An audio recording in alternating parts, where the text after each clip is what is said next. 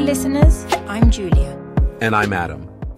Today we will talk about traveling and exploring new places. Traveling is a wonderful way to learn about the world.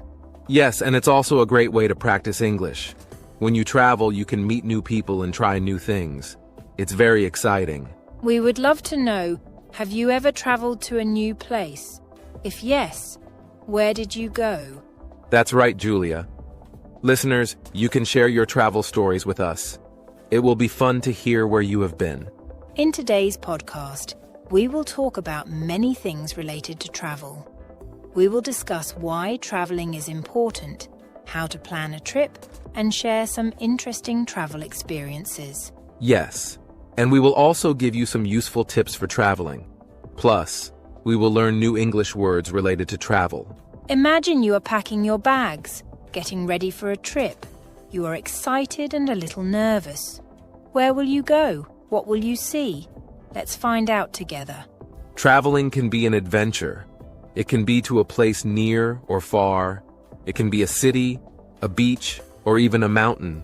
The world is full of beautiful places to explore. And don't worry if you have never traveled before.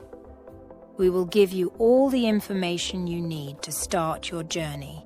That's right.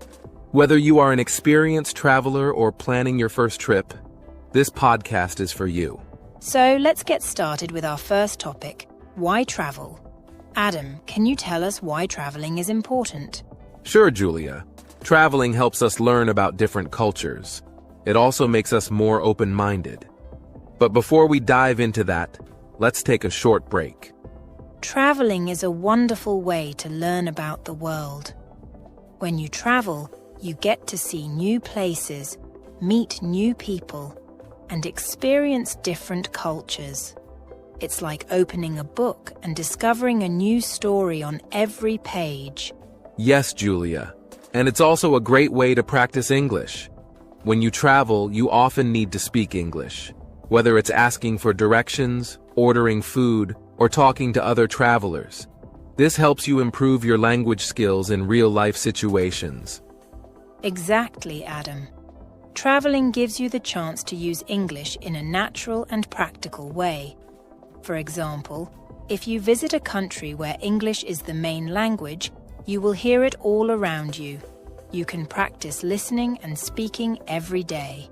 That's right. And even in countries where English is not the main language, many people still understand and speak some English.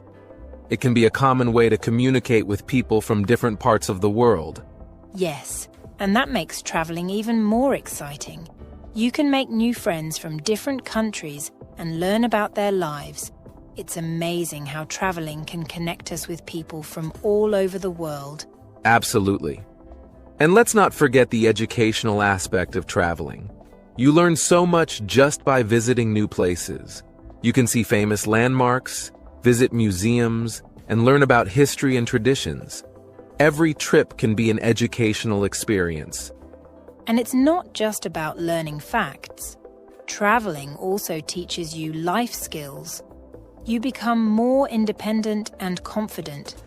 You learn how to plan and organize, how to solve problems, and how to adapt to new situations.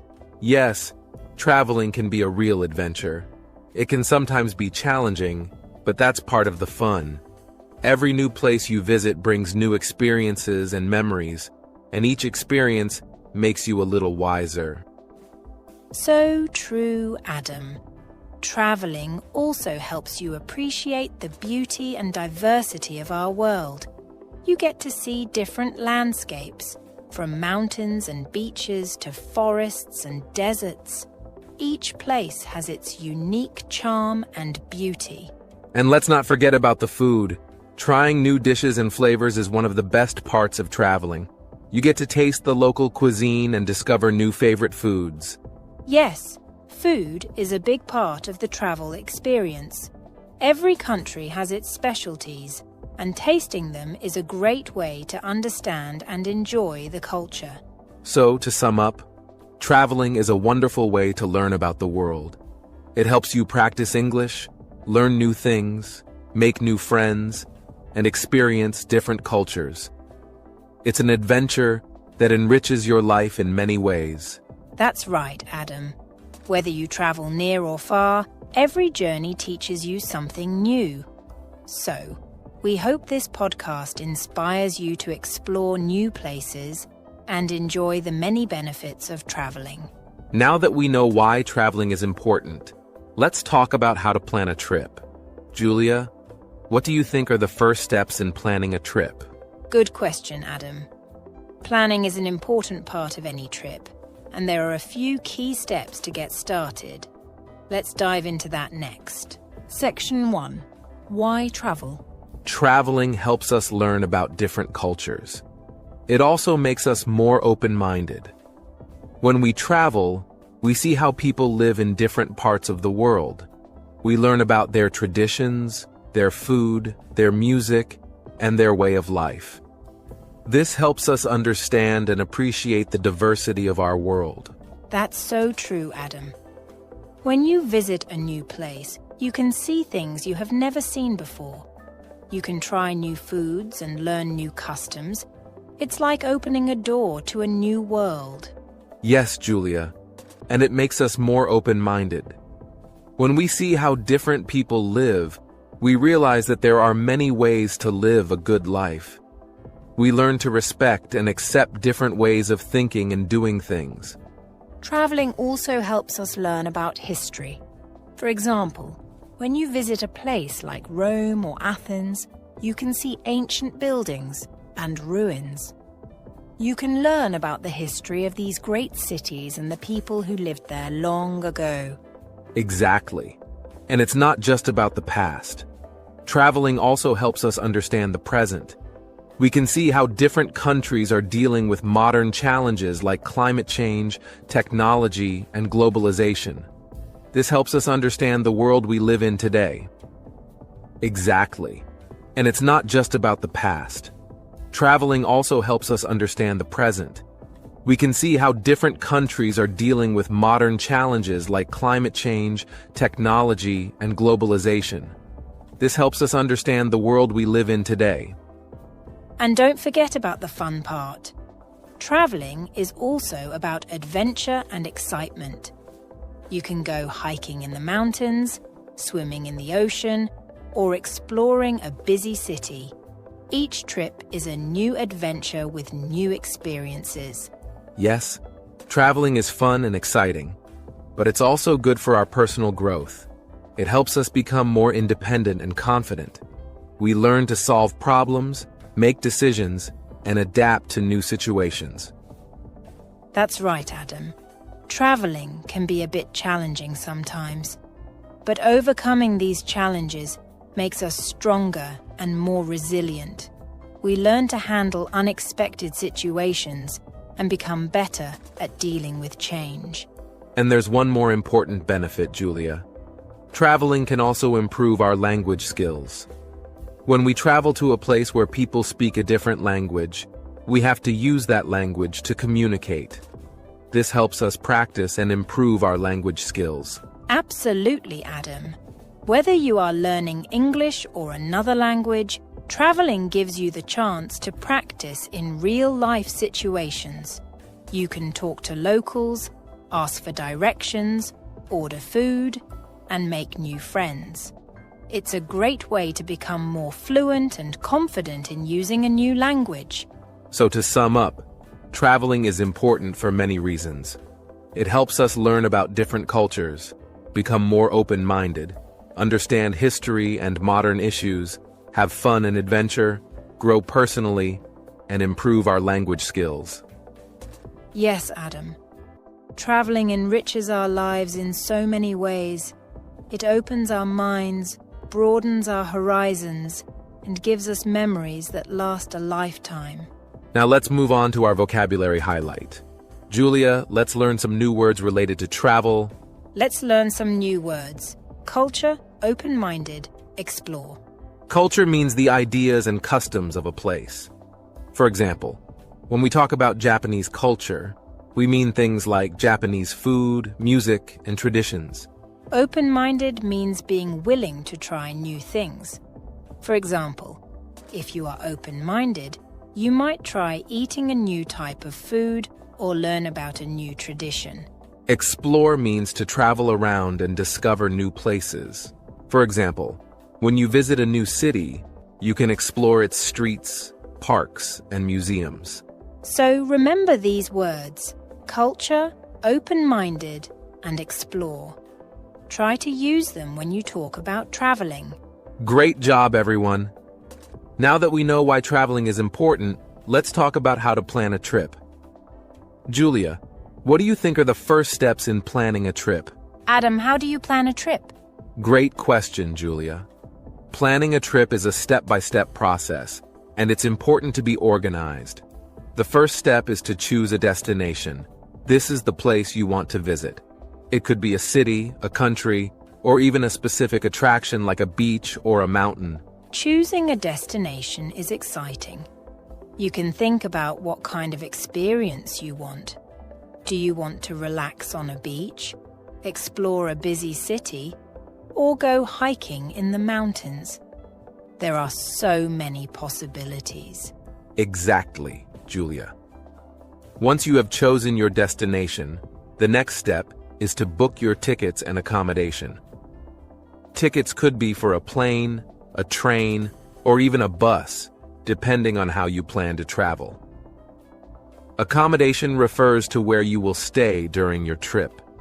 This could be a hotel, a hostel, an Airbnb, or even a friend's house. Booking tickets and accommodation can usually be done online. There are many websites and apps that make this process easy. Just make sure to compare prices and read reviews to find the best options.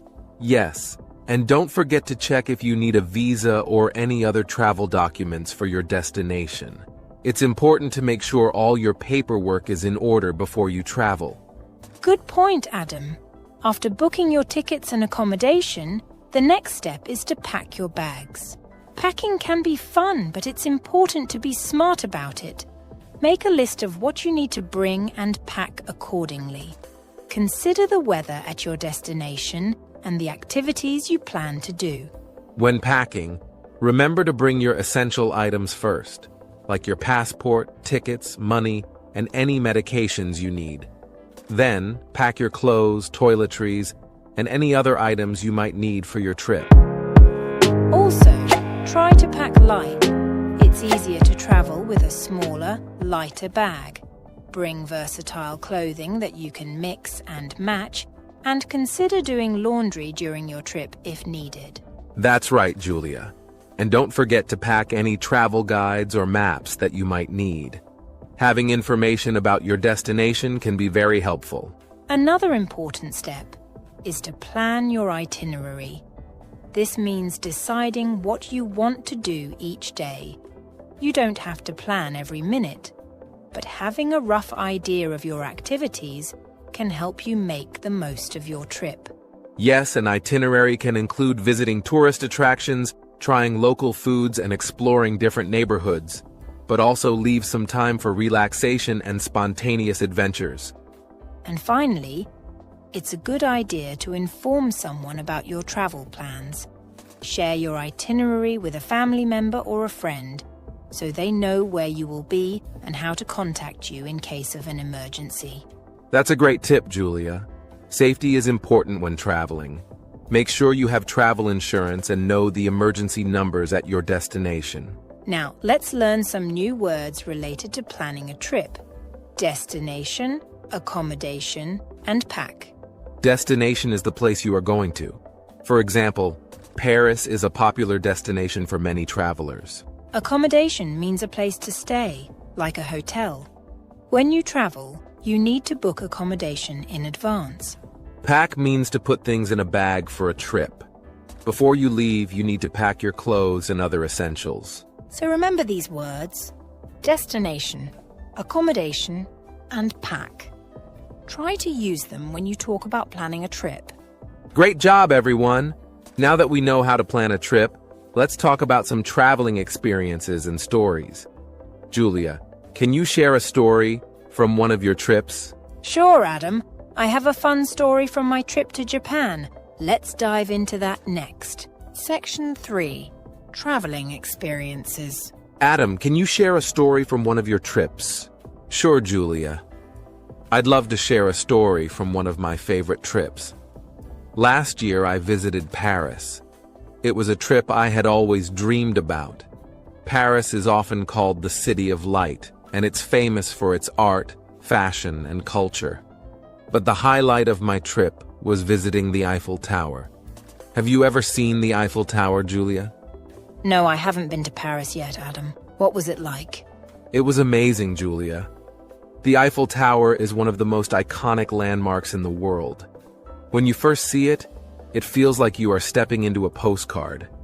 The structure is so tall and elegant. It's made of iron and stands over 300 meters high. I visited it during the day and also at night, and both times it was incredible. Wow, that sounds incredible. Did you go up the tower? Yes, I did. I took the elevator to the top. The view from up there is breathtaking. You can see the entire city of Paris. The River Seine looks beautiful from above, and you can see other famous landmarks like the Notre Dame Cathedral and the Louvre Museum. It really gives you a new perspective on the city. That must have been an unforgettable experience. What else did you do in Paris? There was so much to see and do in Paris. I visited the Louvre Museum, which is one of the largest and most famous museums in the world. It's home to the Mona Lisa, one of the most famous paintings ever created. Seeing the Mona Lisa in person was a highlight of my trip. The museum itself is massive, and you could easily spend days exploring all the different exhibits. The Louvre Museum sounds fascinating. Did you get to see any other famous sites? Yes, I also visited the Notre Dame Cathedral. It's a beautiful example of French Gothic architecture. The details on the facade are stunning, and the stained glass windows inside are equally impressive. Unfortunately, the cathedral suffered a fire recently, so parts of it were under restoration, but it was still an awe-inspiring place to visit. I can imagine. What about the food in Paris? Did you try any local dishes? Oh, yes. The food in Paris is one of the best parts of visiting. I tried many traditional French dishes. One of my favorites was a croissant for breakfast. It was so buttery and flaky. For lunch, I often had a baguette sandwich with fresh ingredients like ham, cheese, and vegetables. And for dinner, I tried dishes like escargot, which is cooked snails, and coq au vin, which is chicken cooked in red wine. Everything was delicious. It sounds like a culinary adventure as well. Did you have any memorable interactions with the locals? Absolutely. The people in Paris were very friendly. I tried to use some basic French phrases which they appreciated. One memorable interaction was with a street artist near the Montmartre area. He was painting a beautiful scene of the city, and I stopped to watch. We had a nice conversation about art and his life in Paris. He even gave me a small sketch as a souvenir. It was a wonderful moment of connection. That sounds lovely, Adam. Traveling really does give you the chance to meet interesting people and learn about their lives.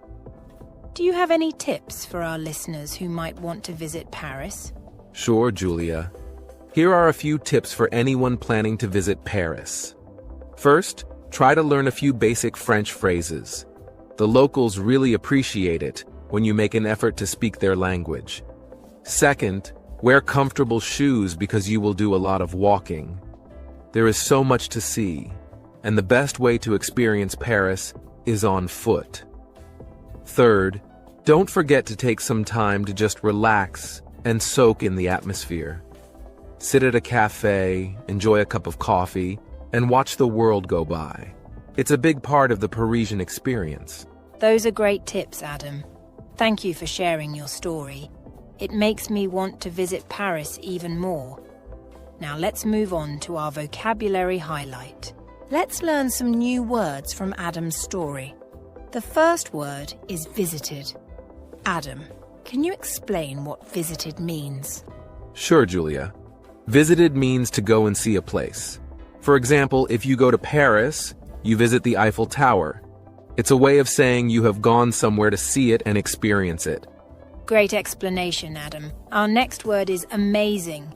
Can you explain what amazing means? Of course. Amazing means very good or wonderful. For example, when I saw the Eiffel Tower, I thought it was amazing because it was so impressive and beautiful. So, remember these words: visited and amazing. Try to use them when you talk about your own travel experiences. For example, you could say, I visited the beach last summer and it was amazing. That's a perfect example, Julia. Now, listeners, think about a place you have visited. How would you describe it? Was it amazing? Try to use these new words in your description. Great idea, Adam. Practicing new words helps you remember them better. And now, Adam, do you have another travel story to share with us? Yes, Julia, I do. This story is from my trip to Japan. Japan is a country with a rich culture and history, and I had an unforgettable experience there. Let me tell you about my visit to Kyoto. Kyoto is famous for its temples and traditional culture, right? Yes, exactly. Kyoto is known for its beautiful temples, gardens, and traditional tea houses. One of the most memorable places I visited was the Fushimi Inari Shrine. It's famous for its thousands of red torii gates that form a path up the mountain. That sounds beautiful. What was it like walking through the torii gates? It was like stepping into another world, Julia. The torii gates create a tunnel of vibrant red that winds up the mountain. As you walk through, you feel a sense of peace and serenity. The forest around you is quiet, and the path seems to go on forever. It's a truly magical experience. I can imagine. Did you visit any other temples in Kyoto? Yes, I visited several temples, each with its unique charm. One of my favorites was Kinkakuji, also known as the Golden Pavilion. The temple is covered in gold leaf and reflects beautifully in the surrounding pond. It's a stunning sight, especially when the sun is shining. The Golden Pavilion sounds like a must-see. Did you try any traditional activities in Kyoto?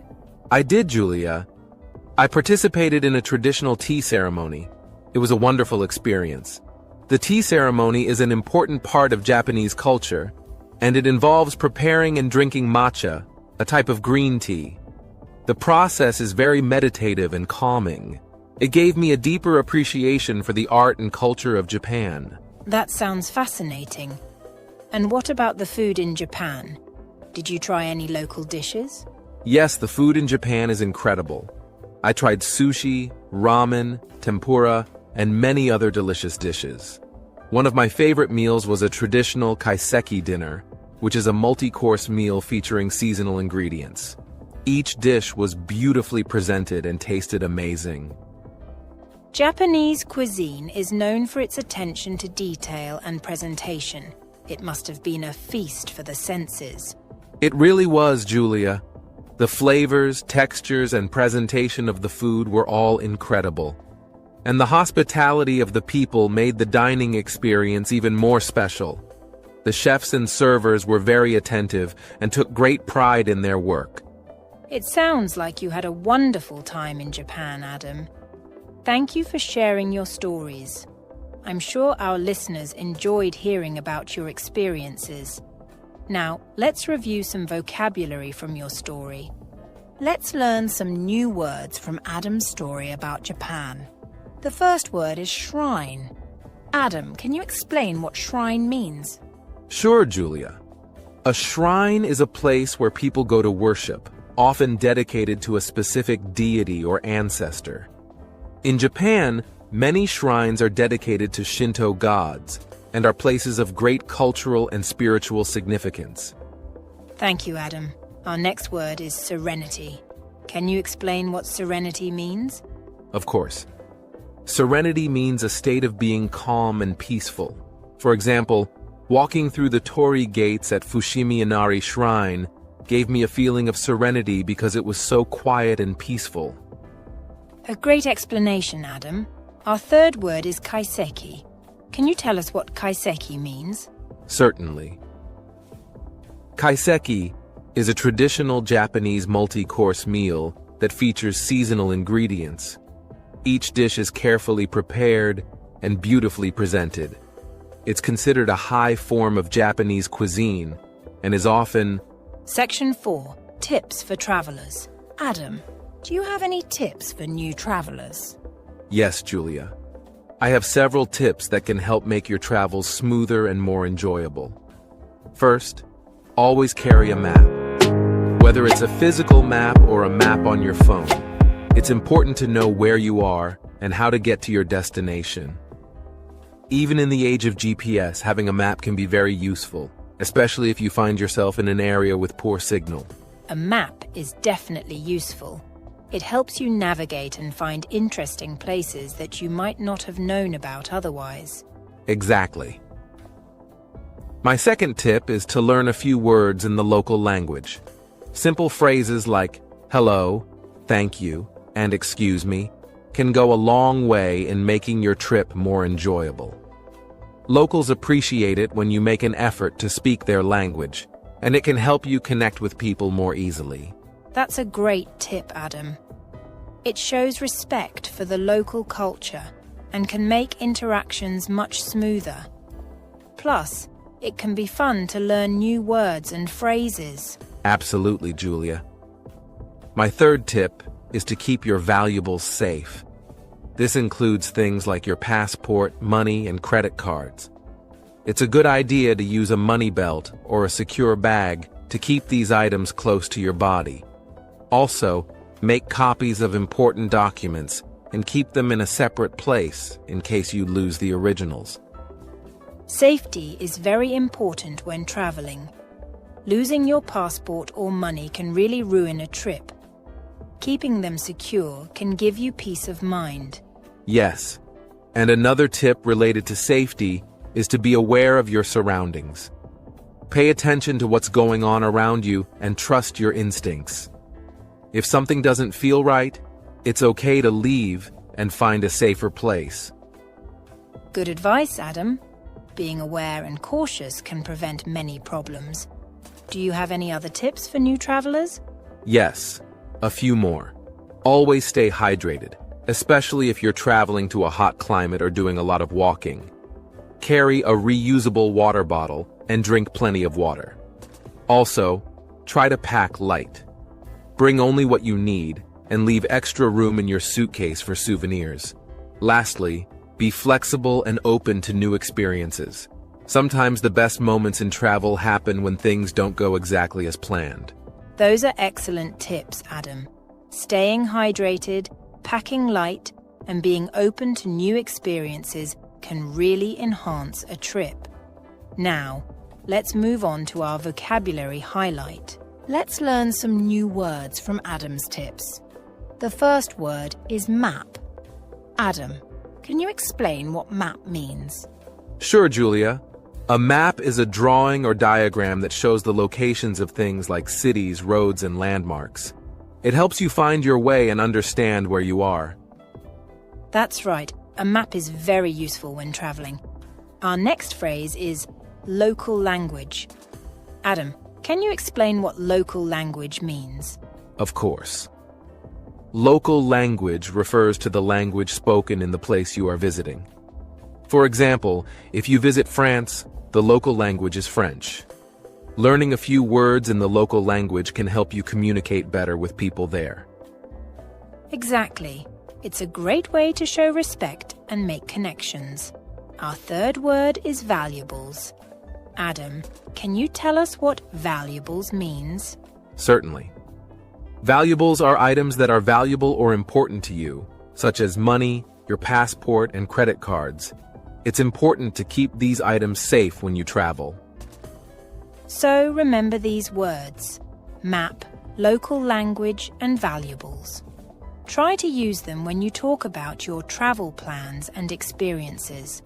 For example, you could say, I always carry a map and learn a few words in the local language to help me get around. That's a perfect example, Julia. Now, listeners, think about your next trip. How will you use these tips to make your travel experience better? Try to incorporate these new vocabulary words into your plans. Great idea, Adam. Practicing new words helps you remember them better and become more confident in using them. And now, let's move on to our final section where we'll answer some common questions about traveling. Let's answer some questions from our listeners. We received a lot of interesting questions about travel, and we are excited to share our answers with you. Yes, Julia. I love hearing from our listeners. It makes our podcast more interactive and engaging. So, let's dive into the first question. One listener asked, "What is your favorite place you have visited?" That's a great question. Adam, do you want to go first? Sure, Julia.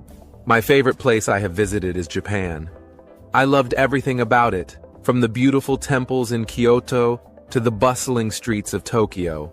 The culture, the food, and the people were all amazing. I especially enjoyed participating in a traditional tea ceremony. It was such a unique and calming experience. That sounds wonderful, Adam. Japan is definitely on my travel list. For me, one of my favorite places I've visited is Italy. I was enchanted by the history and beauty of Rome, and I loved the romantic canals of Venice. Why do you think English is important? It's the universal language. It connects people globally. True, but what challenges do you face with it? Sometimes understanding complex grammar, it's tricky. How do you work on improving that? I practice a lot reading, writing, even speaking aloud. What do you read? Mostly fiction, but I like articles too. Any favorite author? Jane Austen. Her storytelling feels timeless. Interesting choice. Do you write as well? Yes, short stories. It helps me express myself. How do you come up with ideas? Observing people and imagining what-if scenarios. That's creative. Do you ever share your work? Not often, but I'm starting to. What's your biggest fear in sharing? Criticism, but I know it helps me grow. Exactly. How do you handle feedback? I try to learn from it, even if it stings. Good approach. What about speaking skills? I practice with friends and watch videos. Do you find speaking harder than writing? Yes, because it's on the spot. Writing gives time to think. How do you stay confident when speaking? Preparation. If I know my topic, I'm less nervous. What's one topic you'd confidently present? The impact of books on personal growth. Nice. How do books impact you? They shape my perspective, teach empathy, and inspire ideas. That's insightful. Would you say English has changed you? Completely. It's opened doors and expanded my world. Do you want to teach or just use it for other careers? I'd like to use it creatively, maybe in writing or public speaking. Both are excellent paths. Have you started exploring them? A little, writing contests and small presentations. That's a strong start. What's next for you in English? I want to master advanced skills, especially public speaking. Why public speaking specifically? It's powerful. It can influence and inspire people. Very true. What inspires you in English the most? The idea that words can make a difference. A powerful thought. How do you hope to make a difference? By sharing stories that connect and empower people. You mentioned public speaking earlier.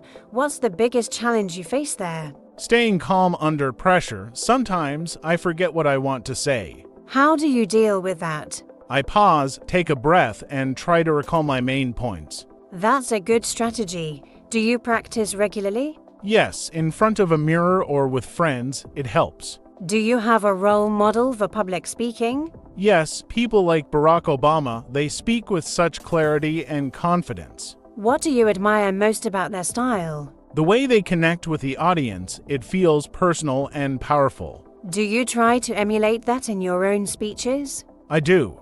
I focus on making eye contact and speaking naturally. That's a great start. How do you prepare for a speech? I research thoroughly, outline my points, and practice until it feels natural. Do you write your speeches word for word or just use an outline? Mostly an outline. It keeps me flexible but focused. What's the most memorable speech you've given so far? A school presentation on how books can change lives. The feedback was encouraging. What kind of feedback did you get? People said my passion for the topic was inspiring. That's excellent. How do you choose topics for your speeches? I look for subjects I care deeply about or ones that challenge me to think. Do you ever feel nervous about the audience's reaction? Yes, but I remind myself that it's an opportunity to grow. What's the most valuable lesson public speaking has taught you? That it's okay to make mistakes. The important thing is to keep going. That's true. How do you handle criticism after a speech? I separate constructive feedback from unhelpful comments and focus on improving. Do you think public speaking helps in other areas of your life? Definitely. It's boosted my confidence in conversations and interviews. What about teamwork? Has English played a role there? Yes, clear communication makes collaboration smoother and more productive. How do you ensure your communication is clear? I listen carefully and make sure I express my ideas simply and directly. Do you ever face language barriers when working with others? Sometimes, but I try to use simpler words or explain concepts differently. That's a valuable skill. How do you stay motivated to keep improving? I remind myself of my goals, writing better stories and becoming a confident speaker. What's your ultimate goal with English? To inspire others through words, whether in writing or speaking. What kind of impact do you hope to make? I want to help people see new perspectives and believe in their own potential. That's a powerful vision. Do you think you're on the right path? I believe so. Every step, even small ones, is progress. That's a great mindset. What's your next step from here? To challenge myself with more complex topics and bigger audiences. How do you plan to tackle those challenges? By staying consistent, seeking feedback, and learning from every experience. It sounds like you're ready for anything. How do you stay inspired? By remembering why I started and focusing on the impact I want to make.